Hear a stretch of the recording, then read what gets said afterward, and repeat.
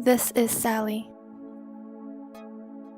One Friday evening, Sally received a voicemail telling her that her labs were back, something about diabetes, but that she needed to be seen as soon as she could.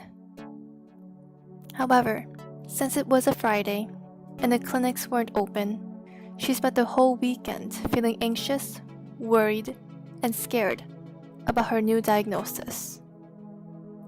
Stella had an appointment with Penelope, a new nurse practitioner that recently graduated from the University of Minnesota. In order to be a good provider, Penelope remembered what she had learned in her Nurse 7509 course about how to take care of anxious patients. Penelope had looked at Stella's medical records, and it was listed that Stella has a history of being a very anxious patient. Health anxiety is when the patient is concerned about their health in the absence of pathology, or when there is an excessive concern when there is some degree of pathology. These patients are likely to look for health information on their own, such as online, and attempt to get medical reassurance from any form of medical source. The information that they find on their own usually does not lower their concerns. Instead, it usually heightens their concerns and make them more anxious about what's happening. Patients with high anxiety usually use healthcare more often than people with lower health anxiety levels. Surprisingly, patients who have lower anxiety levels who seek health information online generally have fewer visits to their provider. Chronic condition patients may worry about the potential future impact of their condition on their daily routine activities.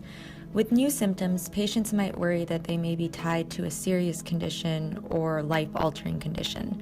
Generally, these patients make more visits with providers and switch through multiple providers or doctor shop and request expensive and potentially unnecessary diagnostic tests. They also may go through unneeded treatment.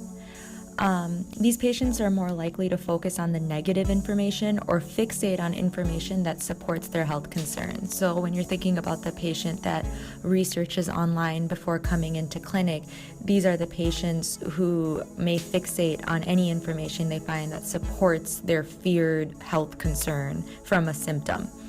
The bias creates a situation where the patient might ignore positive information and look only at the worst case scenario situations that could support a symptom or finding. This figure shows how anxiety in patients can be seen across the lifespan, and although this doesn't really directly relate to the worried patient, it might be beneficial for us to look at this to better understand when we're caring for patients in the primary care setting.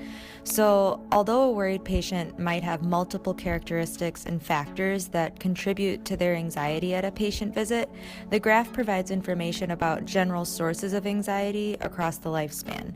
Children might be more likely to have phobias and worries that decline as they enter adulthood and then spike up as they head towards old age.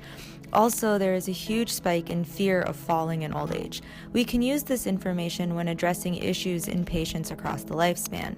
For example, an older patient who comes in with a knee or foot pain complaint might be extremely anxious about a fall that could occur as a result of the pain. They might need reassurance from that perspective rather than solely focusing on the symptomatic issue and not considering the broader scope of what a patient may be feeling uncertain or anxious about during the visit. So why is this important? It is essential to understand how to reassure patients effectively, because it can improve patients' health status and well-being. By addressing anxiety in worried patients, it can also help them better understand the information they are provided during an encounter and also improve patient-provider relationship. So what can Penelope do to address the issue? First, it is important to recognize an anxious patient. Physical signs may include sweating, flushing, trembling, fidgeting where they can't sit still, or if you recognize that they're fidgeting with their hands or just moving around. Patient may also note heart palpitation, where it feels like their heart is beating very, very fast. They also might complain of chest discomfort, headache, nausea, vomiting, muscle tension, or generalized fatigue. They may have poor comprehension on what you're trying to explain to them, poor concentration, or they may have selective attention where they're focused on only one thing. Patient may speak very rapidly in an uncontrolled way, or they may try to make excessive demands, particularly for reassurance, wanting you to order special labs, special tests, or imaging, which may not be needed. When assessing the patient, it is important to figure out whether or not the patient has an underlying anxiety disorder. You also want to find out if the anxiety is related to the physics topic. For instance, are they worried about their health condition, or if it's a response to their illness or to receiving medical care. The provider should also figure out if there is something else that might be making the patient anxious. For instance, if it was a non-medical issue, something that's going on in their home, relationship, or if the patient is concerned about money, insurance, or payment. In many cases, patients may present with different sources of anxiety or worry about their visits. Some want to understand their complaints or symptoms. Others worry about how the symptoms or condition may relate to their ability to function. And some may have a more anxious personality and require more time to discuss their fear of death. So, looking at the communication techniques that we can use when we're interacting with patients who are extremely anxious or worried during the visit, the main thing that we can look at is therapeutic communication and therapeutic touch. Focusing on building a trusting relationship not only helps to reassure anxious patients, but also provides support to patients and enhances their comfort, so they're more likely to agree with the provider's information. It's also beneficial for providers to acknowledge that a patient is nervous. Providers can also benefit from maintaining calm and being prepared to spend time with the patient rather than rushing through a visit. If the patient is talking too much, a technique that providers can use is trying to keep them on topic and explain to them why you need them to stay on topic. This may be difficult to do in all situations, and it's a skill that may come over time of honing in a patient and bringing them back to what the focus or primary complaint or concern is. Patients have also reported reassurance more so when providers explained the potential source for a complaint rather than simply stating the complaint was not serious. Giraldi et al.'s 2014 qualitative study that interviewed patients after interactions with a provider found that usually after getting an explanation, patients did not feel the need for additional diagnostic testing. This is extremely important to remember as a provider, that sometimes patients just need reassurance when they're concerned or worried about a condition. Providers can also ask open rather than closed-ended questions. And another technique that ties into what we've started talking about is trying to understand the primary source of a patient's anxiety or worry. There may be 3 different sources for this. It could be a lack of understanding about their symptom, the fear about ability to function, or the patient who's over anxious or fearful of death. If a patient is concerned about lack of understanding about their symptom or condition, these patients are usually the ones who respond best to communication that includes an explanation or hypothesis for why a symptom has presented itself.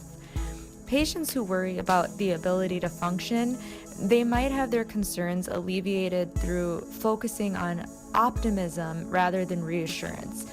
But ultimately, they may only feel better after they respond positively to a management plan.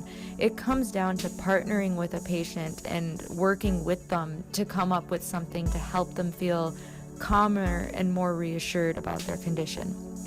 For those patients who are over anxious or fearful of death and very anxious about any sort of symptom or health complaint, they might be most anxious and lack trust in healthcare. And focusing on individual and specific sources of worry is an extremely important communication technique with these patients. They also respond well to being understood and being taken seriously. Sometimes these patients might need additional support beyond what a provider can give them in the primary care visit or interaction, and this can be through counseling or mental health support if they're resistant to communication techniques from their provider. You want to avoid non-therapeutic communication such as false reassurance. You don't want to make any agreements or promises that cannot be kept, and it is important to be reasonable and honest with the patient. Statements such as, "It'll be okay, don't worry, everything will work out, everything will be fine and dandy," belittles the patient and prevents them from fully sharing their concerns. This is also inappropriate because we cannot guarantee any patient outcomes. Avoid advice giving such as, "Why won't you try this?" or "If I were you, I would do this instead." Again, this belittles the patient. It is unlikely that they would actually follow with your advice. Avoid telling patients to calm down or just try to relax, unless you want them to do the complete opposite.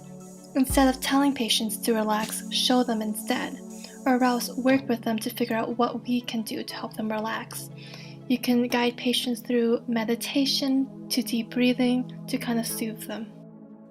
You want to avoid why questions such as, "Why didn't you follow up before? Why are you anxious?" These why questions have negative connotation. Patient may feel that you're shifting the blame towards them, and they may start feeling defensive, which then makes their anxiety worse. You want to avoid excessive medical jargon, such as, "Your CBC came back with a low hemoglobin, so it looks like you have anemia, which is causing fatigue and making you feel more lethargic." Even for us working in healthcare, whenever we come across a medical terminology that we don't understand, it makes us anxious.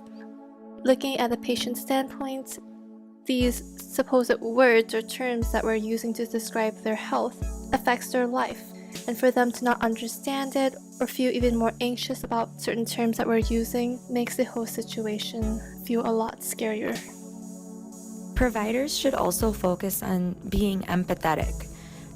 It helps to be aware of your own biases and assumptions when interacting with patients. It can help to show genuine interest and provide compassionate care when supporting patients who are anxious about their health. This has been shown to decrease anxiety in cancer patients and cancer survivors. Giraldi et al. Found that patients felt reassured when their provider really tried to understand the complaint and took some sort of action to address it. I guess this just continues to focus on promoting that genuine relationship with patients and being focused and present in the interaction with them. Lastly, don't forget the importance of self-care. Taking care of an anxious patient can be self-draining and cause high caregiver burnout rate. So remember to pause and differentiate yourself from the situation after the interaction. Try not to make yourself anxious or angry or get completely tied up with the situation. Do a couple deep breathing, meditation, right as you step out of the room. And so, while we're working with very anxious patients, just remember to be patient, listen to the patient, and work with them as a team. Remember to keep your biases in check. And lastly, use our therapeutic nursing skills that we learned and that we're so awesome at. And remember to stay awesome.